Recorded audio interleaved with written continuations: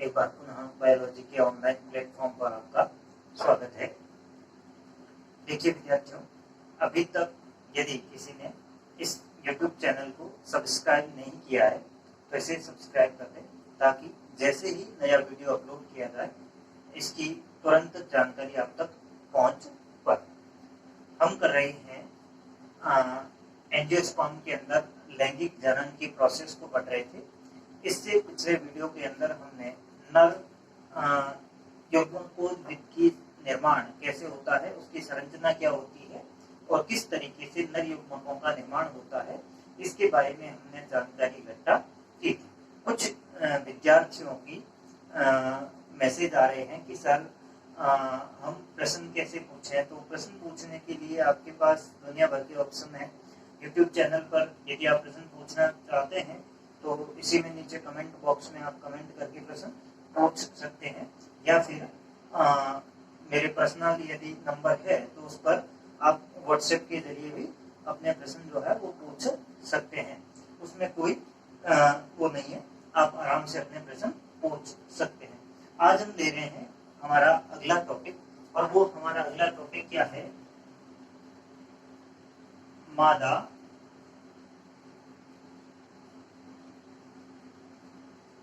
युग्मकोद्भिद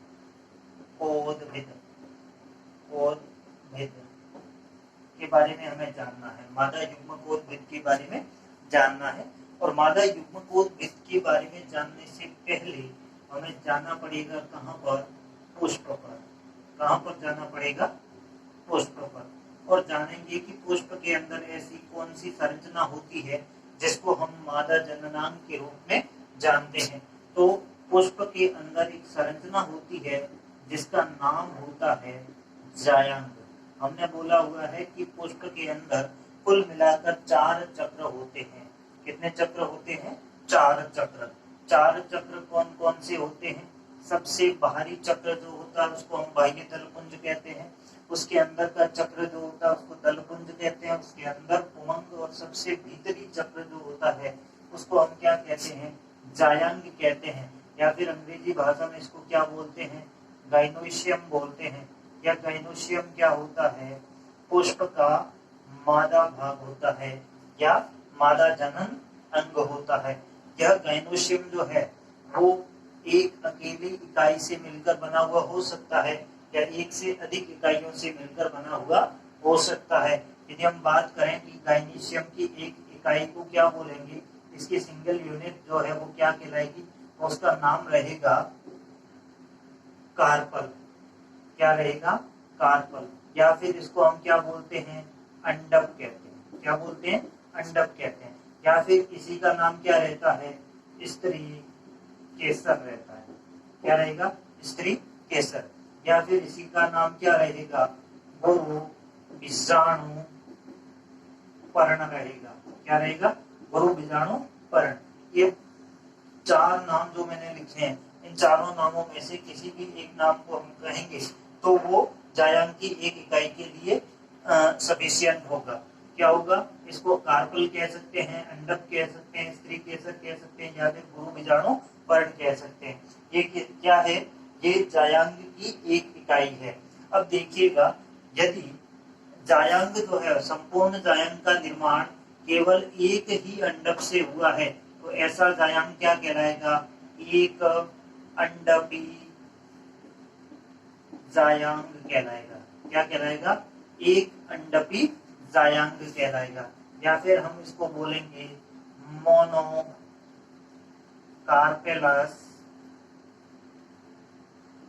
gynoecium. और यदि जायांग के अंदर कार्पल्स की संख्या 2 या 2 से अधिक है तो ऐसा जायांग क्या कहलाता है? बहु अंडपी जायांग कहलाता है। क्या कहलाएगा? बहु अंडपी जायांग कहलाएगा, जिसको हम क्या बोलेंगे? पॉलीकार्पेलस गाइनोशियम। क्या बोलेंगे? पॉलीकार्पेलस गाइनोशियम। अब पॉलीकार्पेलस के अंदर यदि 2 जायांग है तो वो द्विअंडपी कहलाएगा। यदि 3 है तो त्रिअंडपी कहलाएगा, 4 है तो चतुअंडपी कहलाएगा, 5 है तो पंचअंडपी कहलाएगा, ऐसे ही बहुत अधिक है तो बहुअंडपी जायांग कहलाता है। एक अंडपी के अंदर तो कोई समस्या नहीं थी, लेकिन बहुअंडपी जो है उसके अंदर दो सिचुएशन बन सकती है। पहली सिचुएशन क्या बन सकती है कि वो अंडक जो है वो आपस में मिले हुए हो सकते हैं, या फिर उसके अंडक जो है वो आपस में पृथक हो सकते हैं। किसी भी एक जायांग की यदि हम बात करें तो जायांग के अंदर अंडक जो है वो मिले हुए भी हो सकते हैं और वो आधारी भाग से पृथक भी हो सकते हैं। इस आधार पर हमने बहुअंडपी जायांग को फर्दर रूप से कितने ग्रुप में डिवाइड किया है, 2 ग्रुप में डिवाइड किया। इसका पहला भाग जो है उसको हम क्या कहेंगे, या तो इसको कह लेते हैं स्वतंत्र अंडपी, क्या कहेंगे, स्वतंत्र अंडपी, या फिर हम इसको कह सकते हैं वियुक्ता अंडपी, क्या कह सकते हैं, वियुक्ता अंडपी, या फिर इसको हम क्या कह सकते हैं, एपोकार्पेलस,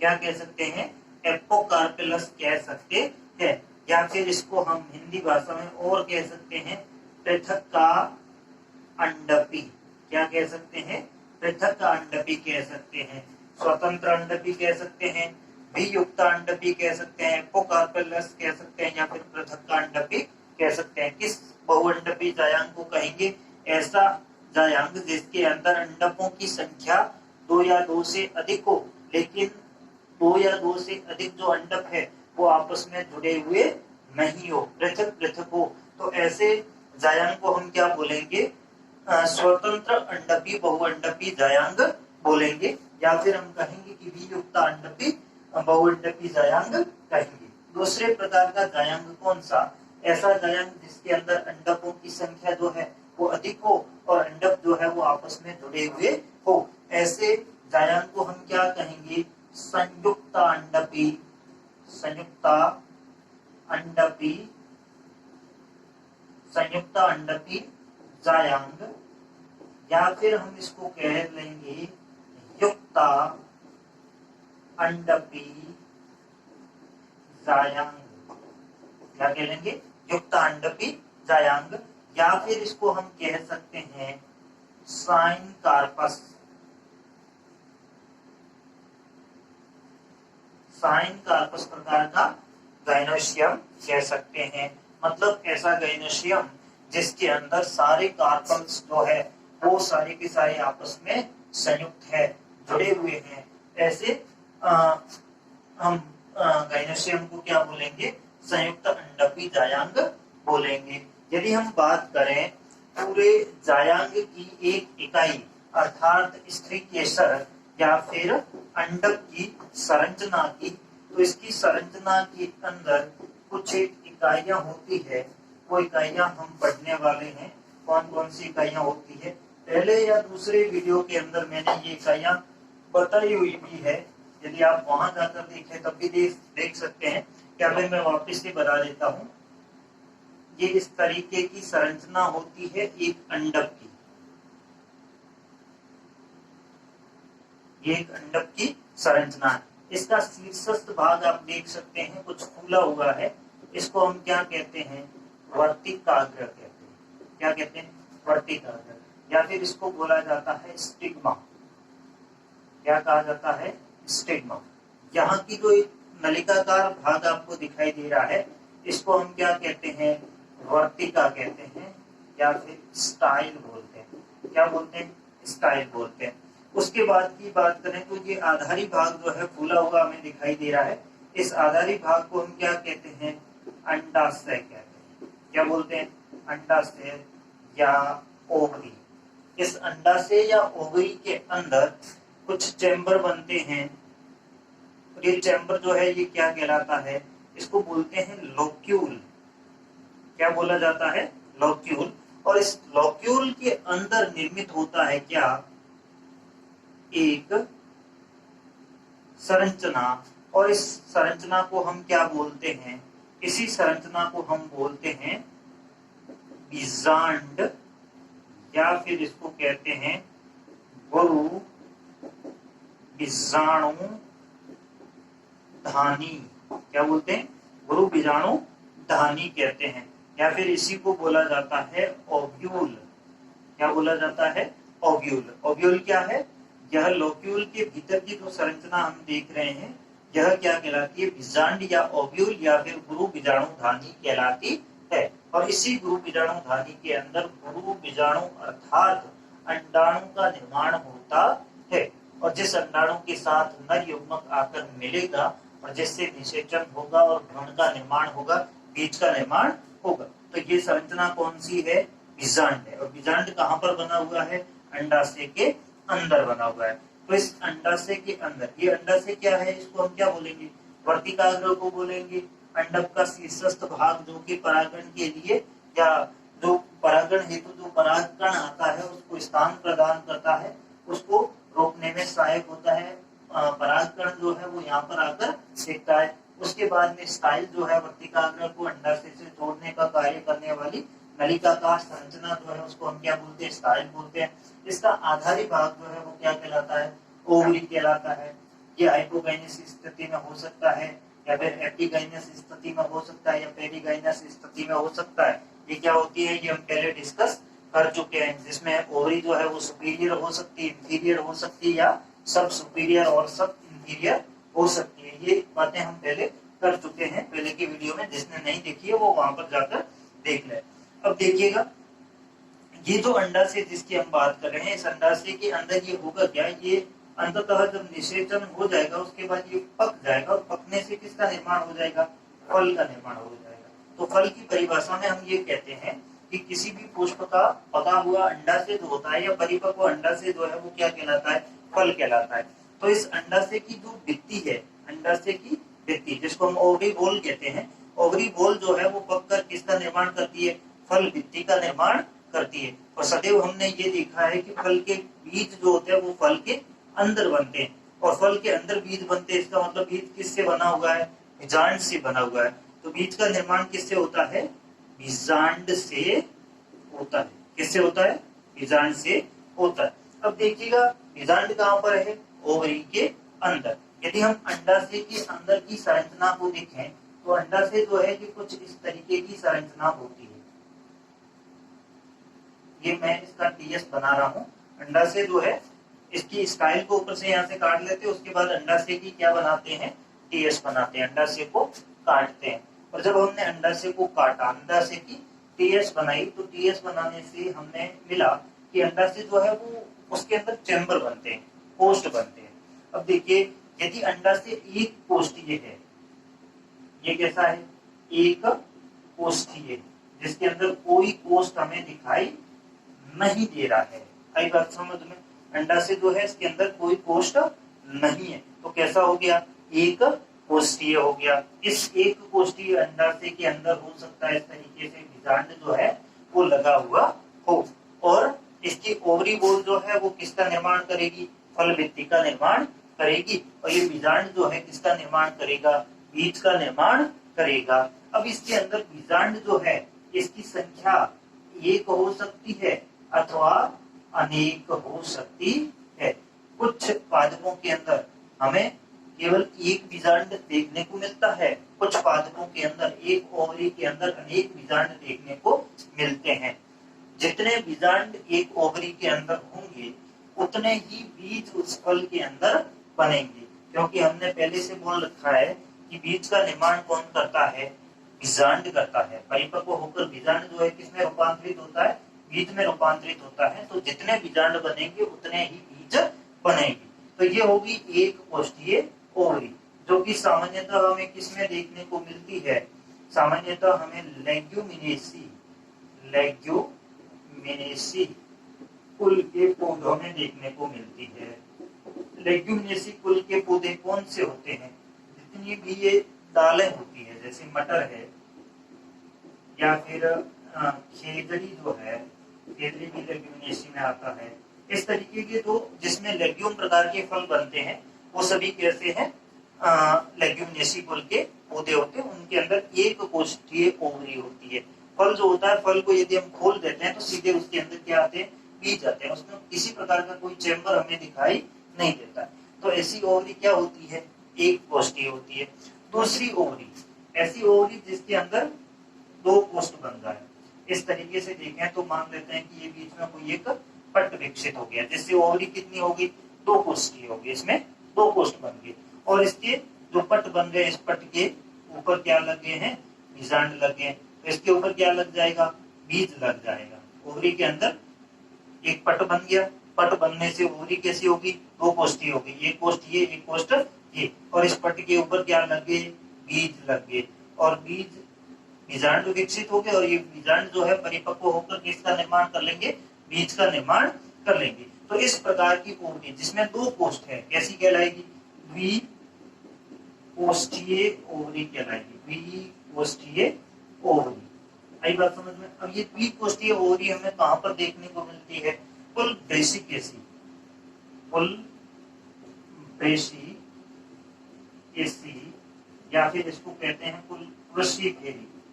इसी कुल का नाम होता है क्रुसिफेरी कुल। ब्रेसिकेसी या क्रुसिफेरी कुल, जिसके अंदर क्या आती है, सरसों आती है। आई बात समझ में। इस कुल के सदस्य जो होते हैं, इनके अंदर प्रारंभ में अंडा से जो होता है वो एक कोष्ठीय होता है, ऐसा होता है। प्रारंभ में जब अपरिपक्व होता है उस समय अंडा से कैसा होता है, एक कोष्ठीय होता है। जबकि बाद में क्या होता है, एक आभासी पट का निर्माण होता है, इसके बीच में आभासी पट का निर्माण होता है। और उस आभासी पट को हम क्या कहते हैं, रेक्लम कहते हैं। आई बात समझ में। तो रेक्लम का निर्माण होने के कारण ये ब्रेसिकेसी कुल का जो फल है, सॉरी अंडा से जो है वो कैसा होता है, द्विकोष्ठीय हो जाता है। और इसके दोनों तरफ क्या लग जाते हैं, फल लग जाते हैं। तो इस तरीके से जो है इसके फल का निर्माण हो जाता है। फल के दोनों तरफ क्या है, फल के बीच में क्या है, रेक्लम का निर्माण हो गया, आभासी पट का निर्माण हो गया, जिससे अंडा से कैसा हो गया, द्विकोष्ठीय हो गया। ऐसे ही किसी अंडा से के अंदर बहुत अधिक कोष्ठ बन गए, मान लेते हैं कि इस तरीके से दो से अधिक कोष्ठ बन गए, तो ऐसा अंडा से जो है वो क्या कहलाता है, बहुकोष्ठीय अंडा से कहलाता है। कैसा कहलाता है, बहुकोष्ठीय अंडा से कहलाता है। और इसके अंदर जो लोक्यूल्स है, और लोक्यूल्स के अंदर क्या लगेंगे, इस तरीके से बीजांड लग जाते हैं, जो कि किस में रूपांतरित होने हैं, बीजों में रूपांतरित होने। तो इस तरीके से कोष्ठों की संख्या जो है वो क्या हो जाती है, अधिक हो जाती है। अधिक कोष्ठीय होने के कारण ऐसी ओवरी को हम क्या कहते हैं, बहुकोष्ठीय अंडा से कहते हैं। और बहुकोष्ठीय अंडा से हमें कहां पर देखने को मिलता है, जैसे हमने देखा है एबिलमोस्कस एस्कुलेंटम भिंडी, भिंडी के अंदर हमने देखा है।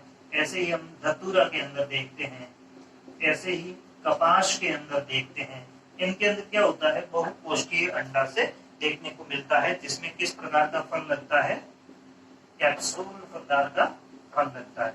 कैप्सूल प्रकार का फल जो है इनके अंदर हमें सामान्यतः देखने को मिलता है। तो बहुकोष्ठीय अंडा से मतलब जिसमें कोष्ठ ज्यादा, एक कोष्ठीय मतलब जिसमें कोष्ठ एक, और द्विकोष्ठीय मतलब जिसके अंदर कोष्ठों की संख्या दो है। तो अंडाशय के अंदर उपस्थित कोष्ठों की संख्या के आधार पर जो है वो हम अंडाशय को भिन्न भिन्न प्रकारों में बांट रहे हैं, एक कोष्ठीय, द्विकोष्ठीय, त्रिकोष्ठीय, चतुर्कोष्ठीय, पंचकोष्ठीय, बहुकोष्ठीय। किसी भी तरीके से जितने उसके अंदर कोष्ठ बन रहे हैं, इस आधार पर हम उसको भिन्न भिन्न प्रकारों में बांट देते हैं। अब देखिएगा ये अंडाशय जिसकी हमने बात की, उस अंडाशय के अंदर क्या लगता है, बीजांड लगता है। क्या लगता है, बीजांड। अब देखिएगा बीजांड लगता कहां पर है और किस तरीके से लगता है, इसको हम थोड़ा सा देखते हैं। तो अंडाशय जो है, अंडाशय के अंदर यदि वो अंडाशय एक कोष्ठीय है, एक अंडपी है, तो उसकी अंडाशय की आंतरिक भित्ति जो है, उस आंतरिक भित्ति के ऊपर इस तरीके से बीजांड का निर्माण होता है। बीजांड जो है वो आंतरिक भित्ति के ऊपर लग जाता है। ओवरी बॉल जो है उसकी आंतरिक भित्ति पर क्या लगता है, बीजांड लगता है।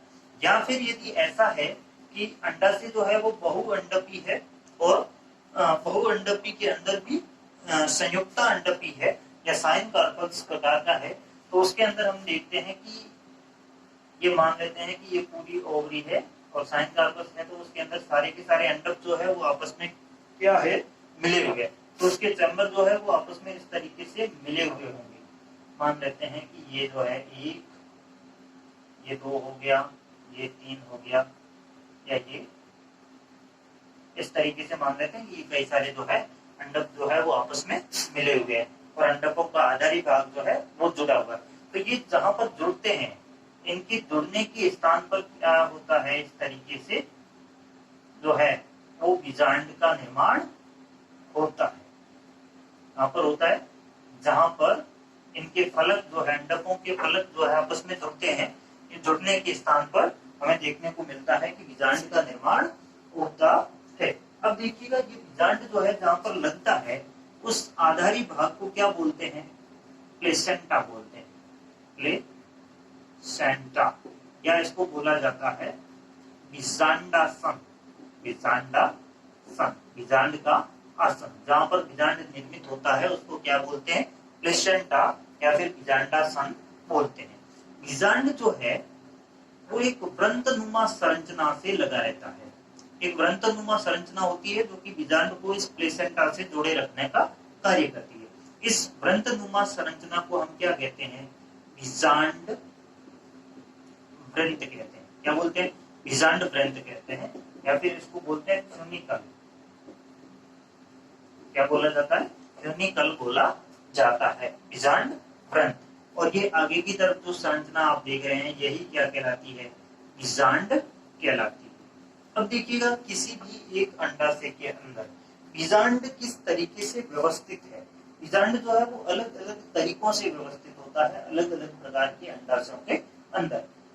किसी अंडाशय के अंदर किसी अलग तरीके से व्यवस्थित है, तो किसी दूसरे अंडाशय के अंदर किसी दूसरे तरीके से व्यवस्थित है। तो इस तरीके से अलग अलग तरीके से जो बीजांड व्यवस्थित है, तो इन बीजांड का अंडाशय में व्यवस्था कर, क्या बोलेंगे, बीजांड का अंडाशय में व्यवस्था क्रम क्या कहलाता है, बीजांड न्यास कहलाता है। बीजांड न्यास अर्थात बीजांड का विन्यास कहलाता है। बीजांड का अंडाशय में व्यवस्था क्रम क्या कहलाता है, बीजांड न्यास, या जिसको अंग्रेजी में हम बोलते हैं प्लेसेंटेशन। क्या कहलाता है, प्लेसेंटेशन कहलाता है। तो आगे हम देख रहे हैं ये कितने प्रकार का प्लेसेंटेशन होता है भिन्न भिन्न प्रकार के पादपों के अंदर, उसको हम देख रहे हैं।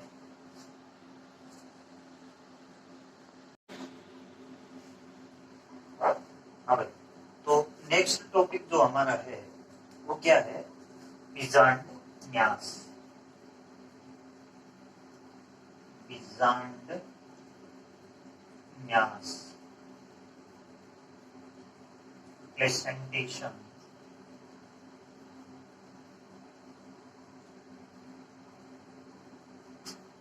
मतलब ये हुआ कि ओवरी के अंदर जो प्लेसेंटा है, प्लेसेंटा के ऊपर जो ओव्यूल्स लगते हैं, बीजांड लगते हैं, उनका व्यवस्था क्रम क्या होता है। परिभाषा हम अभी देख चुके हैं कि किसी अंडाशय के अंदर बीजांड जो है वो किस प्रकार व्यवस्थित है। तो सीधी सी बात ये हुई कि हम यहाँ पर लिखेंगे अंडाशय में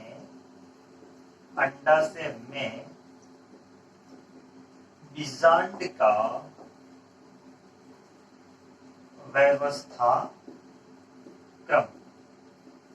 अंडाशय में बीजांड का व्यवस्था क्रम क्या कहलाता है, बीजांड न्यास कहलाता है, प्लेसेंटेशन कहलाता है। अब अलग अलग पादपों के अंदर जो है वो बीजांड न्यास किस किस तरीके का पाया जाता है और वो कितने तरीके का होता है, उसके बारे में हमें डिस्कस करना है। हालांकि ये जो टॉपिक है ये 12th का ना होकर यह 11th का मॉर्फोलॉजी का टॉपिक है, जो हम 11th में देख चुके हैं। यहाँ पर हम इसको दोबारा देख रहे हैं, तो इसको ध्यान से देखिएगा, बहुत महत्वपूर्ण टॉपिक है। विभिन्न पादपों के अंदर जो है वो बीजांड न्यास भिन्न भिन्न तरीके का पाया जाता है, और वो तरीके कौन कौन से हैं उनके बारे में हम डिस्कस कर रहे हैं। पहला जो तरीका है वो होता है सीमांत, या जिसको अंग्रेजी में बोलते हैं मार्जिनल प्लेसेंटेशन। Marginal placentation. इस मार्जिनल प्लेसेंटेशन का क्या मतलब होता है? जैसे हम देख रहे हैं कि ये ओवरी है अंडाशय जिसको हम कह रहे हैं, ये अंडाशय कैसा होगा? सीमांत बीजांडन्यास जिन पादपों में पाया जाता है उनका अंडाशय सामान्यतः एक अंडपी, साथ ही साथ कैसा होता है? एक कोष्ठीय होता है। कैसा होता है? एक अंडपी और एक कोष्ठीय। ये नहीं बताऊंगा एक अंडपी एक कोष्ठीय क्या होता है, अभी पीछे बता चुका हूं। अब देखिएगा, एक अंडपी और एक कोष्ठीय जो अंडाशय है उसके अंदर जो है एक या एक से अधिक बीजांड जो है वो लगेंगे। और यह व्यवस्था क्रम जो है इसमें कैसे होगा? इसमें वेंट्रल साइड में जहां पर अंडक जो है, अंडक की दोनों फलक कोर आपस में जुड़ेगी, अंडक की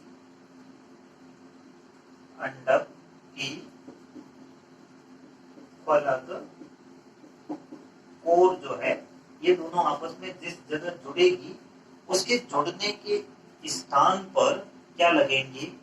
प्लेसेंटा लगेंगी। ये हो गया, मान लिया कि ये कई सारे प्लेसेंटा जो है वो एक हो सकता है या अधिक हो सकते हैं, इसका कोई इश्यू नहीं है। अलग अलग पादपों में अलग अलग प्रकार से देखने को मिलता है। इसके ऊपर क्या लगेंगी? ओव्यूल्स लगेंगी। इसको आप ओव्यूल्स कह सकते हो, इसको आप बीजांड कह सकते हो, इसको आप गुरु बीजाणु धानी कह सकते हो। ये क्या हो गए? कई सारे ओव्यूल्स जो है ये इसके ऊपर लग गए।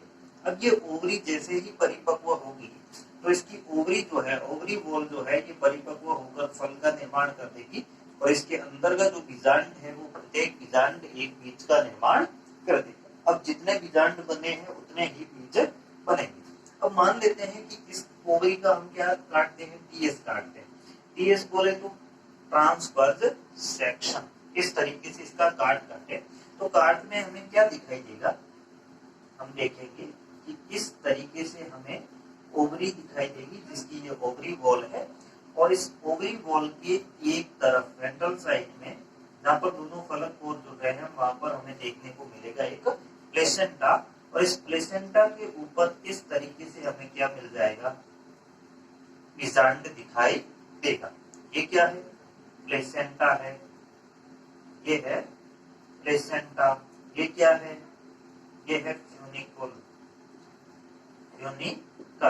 और ये क्या है हमारा? ये ओव्यूल है। ये ओव्यूल है। अभी यहाँ आप कहेंगे कि अभी तो यहाँ देख रहे हैं कि कई सारे बीजांड है और यहाँ पर बीजांड जो है वो एक ही दिखाई दे रहा है। तो जैसे ही हमने इसका ट्रांसवर्स सेक्शन काट के इसको ऊपर से देखा तो हमें केवल एक बीजांड दिखाई देता है। इसके नीचे के बीजांड जो है वो इसके नीचे दब जाते हैं जो हमें दिखाई नहीं देते हैं। अब इस प्रकार का जो है वो हमें प्लेसेंटेशन कहाँ पर देखने को मिलता है? सामान्यतः यह प्लेसेंटेशन हमें देखने को मिलता है लेग्यूमिनेसी कुल के पादपों में। कौन से पादपों में? लेग्यूमिनेसी कुल के पादपों के अंदर ऐसा देखने को मिलता है। अब देखो इस कुल के अंदर कौन कौन से पादप आते हैं? एक कॉमन सा उदाहरण है आपके लिए मटर। मटर के अंदर इस तरीके का जो है प्लेसेंटेशन देखने को मिलता है। ऐसे ही हम देखते हैं चना में, ऐसे ही हम देखते हैं सेम में।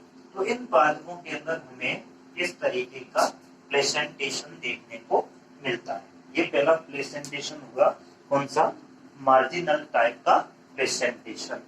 दूसरे प्रकार का जो प्लेसेंटेशन है वो कौन सा है उसके बारे में देखते हैं, किस तरीके से ये प्लेसेंटेशन होता है।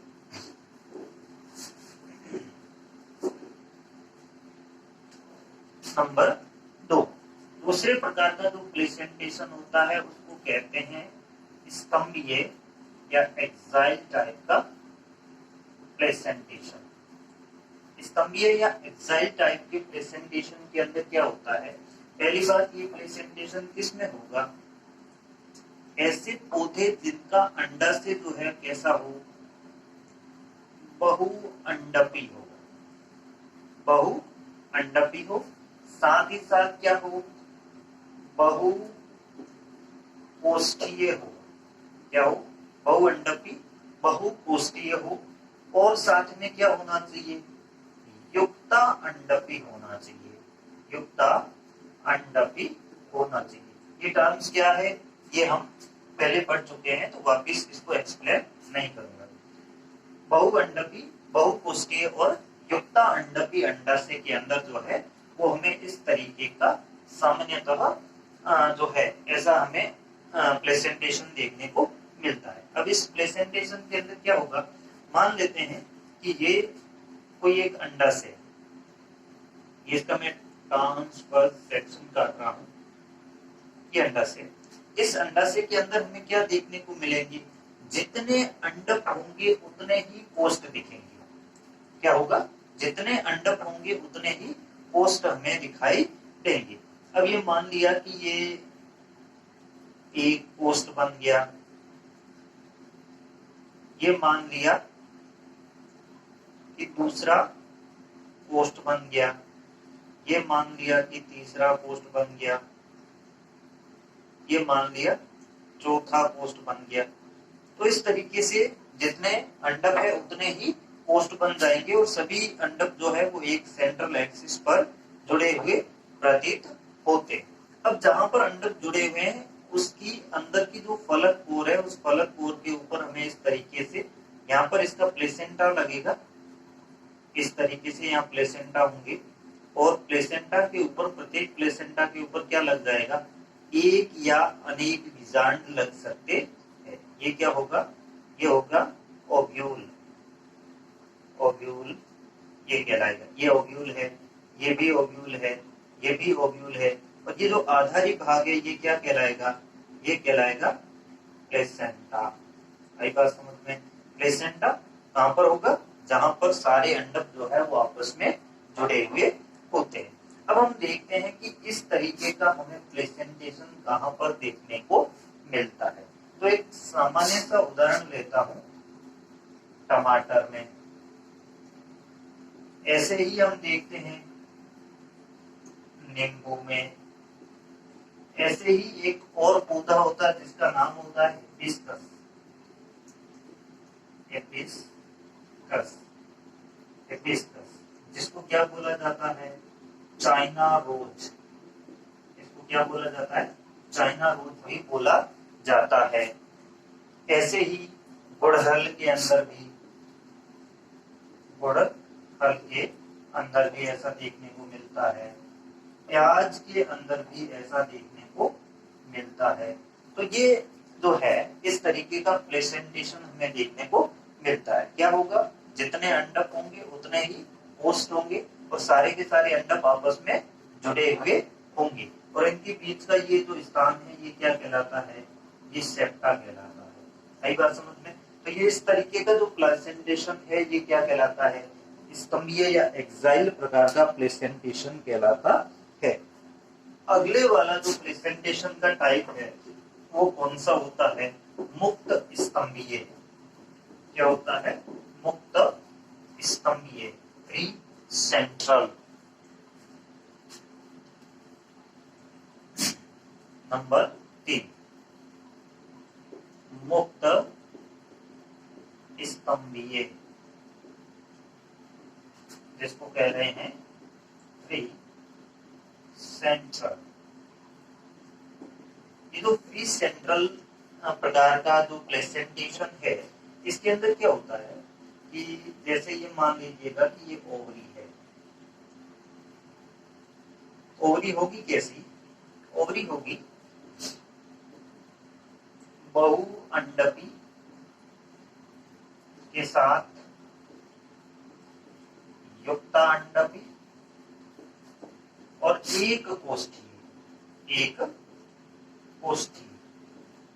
बहुअंडपी मतलब अंडक एक से अधिक, युक्ता अंडपी अंडक सारे जुड़े हुए और एक कोष्ठी मतलब ओवरी के अंदर कोष्ठ जो होगा एक ही होगा, कोई किसी प्रकार के सेप्टम का निर्माण नहीं होगा। अब इस ओवरी के अंदर क्या बनता है, यहाँ एक सेंट्रल एक्सिस बनता है, केंद्रीय अक्ष। क्या बोलेंगे इसको, केंद्रीय अक्ष, सेंट्रल एक्सिस। तो इस सेंट्रल एक्सिस के ऊपर क्या होगा, यहाँ पर प्लेसेंटेशन होगा। यहाँ पर क्या हो गया, प्लेसेंटेशन, ये प्लेसेंटा बन गया इसके ऊपर। प्लेसेंटा मतलब जहां पर हिजांड लगेंगे वो आधारी भाग, और इस सेंट्रल एक्सिस के चारों तरफ प्लेसेंटे का फॉर्मेशन हो जाएगा। ऐसे इस तरीके से चारों तरफ क्या बनेंगे, इसके प्लेसेंटा जो है वो निर्मित हो जाए। तो इस तरीके का जो प्लेसेंटेशन है वो क्या कहलाता है, फ्री सेंट्रल टाइप का प्लेसेंटेशन कहलाता है। यदि इसका हम ट्रांसवर्स सेक्शन काटें तो ट्रांसवर्स सेक्शन हमें कैसा दिखाई देगा, ये इसकी क्या होगी, ओवरी बॉल। इस ओवरी बॉल का जो है, अब इसमें प्रेजेंटेशन किस जगह पर हो रहा है, सेंटर में। कहां पर हो रहा है, सेंटर जो है, केंद्रीय अक्ष जो है, इसके ऊपर क्या लग रहे हैं, इस तरीके से प्लेसेंटा लग रहे हैं। कई सारे प्लेसेंटा जो है किसी भी प्रकार के सेप्टम का निर्माण नहीं हो रहा है, किसी भी प्रकार के कोस्ट का निर्माण नहीं हो रहा। इससे जस्ट पीछे का हमने देखा था कौन सा, एक्साइल टाइप का, उसके अंदर हमने देखा था कि उसके अंदर सेप्टम का निर्माण हो रहा था, लेकिन इसमें सेप्टम का निर्माण नहीं हो रहा। इस तरीके का जो प्रेजेंटेशन है वो हमें क्या कहलाता है, फ्री सेंट्रल टाइप का जो प्रेजेंटेशन है वो कहलाता है। और इस तरीके का प्रेजेंटेशन हमें देखने को मिलता है इवनिंग प्रिमरोज नामक पौधे में, या फिर ऐसा देखने को मिलता है डायंथस में।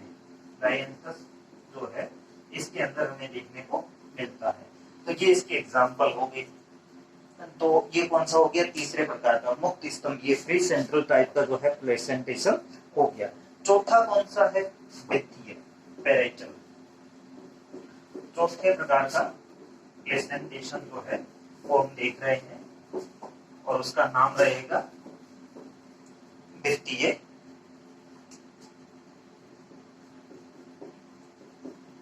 वित्तीय, जिसको हम कह रहे हैं पैराइटल। पैराइटल, अब देखिएगा ये पैराइटल प्रकार का प्लेसेंटेशन कौन सा है, जिसके अंदर वित्तीय, नाम से स्पष्ट है कि ओवरी बॉल जो है उसके उससे जुड़े हुए, उसके ऊपर प्लेसेंटा का फॉर्मेशन होगा। वहां पर इस तरीके से जो है वो यदि बीजांड का निर्माण होता है तो ऐसा प्लेसेंटेशन जो है वो क्या कहलाता है, पैराइटल प्रकार का प्लेसेंटेशन कहलाता है। मान लेते हैं ये क्या है, ये हमारा ओवरी जो है, ओवरी के ऊपर इस तरीके से यहाँ पर ओवरी की बॉल जो है उसके ऊपर यदि प्लेसेंटा का फॉर्मेशन हो रहा है तो वो प्लेसेंटेशन जो है पैराइटल प्रकार का कहलाता है। जैसे कि हम इसका टीएस काट कर देखेंगे तो टीएस के अंदर हमें क्या दिखेगा, इस तरीके से दिखेगा। अब देखिएगा ये भी ओवरी कैसी होगी, ये ओवरी होगी एक कोष्ठीय, एक कोष्ठीय बहु अंडपी, और साथ ही साथ युक्ता अंडपी। युक्ता अंडपी का मतलब हो गया कि अंडप आपस में जुड़े हुए रहेंगे, बहुअंडपी का मतलब अंडप एक से अधिक है। अब देखिएगा इसमें ये होगा कि जहां पर अंडप आपस में मिलेंगे, जहां पर अंडप आपस में मिलेंगे उस स्थान पर क्या देखने को मिलेगा, आपको इस तरीके से प्लेसेंटा का फॉर्मेशन होगा। उस प्लेसेंटा के ऊपर इस तरीके से क्या लग जाएंगे, ओव्यूल्स जो है उसका फॉर्मेशन हो जाएगा। ओव्यूल्स बोले तो बीजांड का निर्माण हो जाएगा। तो इस तरीके से यदि जो ओव्यूल है उसका फॉर्मेशन जो है वो कहां पर होता है, भित्ति पर। ओवरी बॉल जो है उसके ऊपर यदि हमें प्लेसेंटा बना हुआ दिखाई देता है, ये आधारी भाग जो है ये क्या कहलाएगा, ये इसका प्लेसेंटा कहलाएगा। और इस प्लेसेंटा के ऊपर ये बन गए क्या, ओव्यूल। तो इस तरीके का प्लेसेंटेशन जो है वो क्या कहलाता है, हमारा पैराइटल प्रकार का प्लेसेंटेशन कहलाता है। और पैराइटल प्रकार का प्रेजेंटेशन जो है इसका एक सामान्य सा उदाहरण है खीरा ककड़ी। खीरा ककड़ी है। ऐसे ही यदि हम देखते हैं सरसों के अंदर जिसमें एक फाल्स सेप्टम बनता है, हालांकि ये होता कैसा है, एक कोष्ठी होता है लेकिन उसके अंदर एक फाल्स सेप्टम बनता है जिसका नाम होता है रेप्लम। और उस रेप्लम की उपस्थिति के कारण बाद में उसका फल जो होता है वो द्विकोष्ठीय दिखाई देने लगता है। तो ये सरसों है। ऐसे ही मूली, ब्रेसिकेसी कुल का ही सदस्य होता है मूली। तो इसके अंदर भी हमें देखने को मिलता है क्या, इस तरीके का प्लेसेंटेशन। तो ये था चौथे प्रकार का प्लेसेंटेशन, जिसको हम कह रहे हैं पैराइटल प्रकार का। पांचवें प्रकार का जो प्लेसेंटेशन है वो कौन सा है, भित्तीय या बेसल प्रकार का प्लेसेंटेशन।